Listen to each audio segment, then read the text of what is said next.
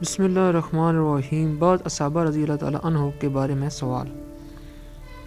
ابن قوا نے پوچھا، اصحاب رسول صلی اللہ علیہ وآلہ وسلم کے بارے ذرا وضاحت فرمائیے۔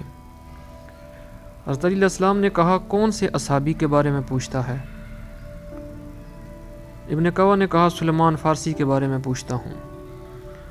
حضرت علیہ السلام نے فرمایا، سلمان فارسی وہ شخص ہے جس نے سابقہ شریعتوں اور شریعت محمد صلی اللہ علیہ وآلہ وسلم کا علم اچھی طرح حاصل کیا۔ سلمان نہ کبھی خشک ہونے والا دریا تھا، بلکہ سلمان ہم آل محمد میں سے تھا۔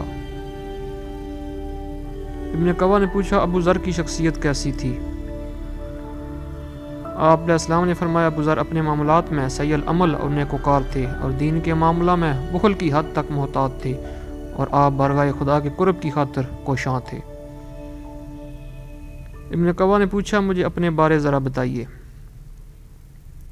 آپ علیہ السلام نے فرمایا، مجھ سے تو نے ایسی بات پوچھی ہے کہ میں اپنی تعریف کروں؟ حالانکہ خدا نے اپنی تعریف و توصیف سے منع فرمایا ہے۔ سبحان اللہ۔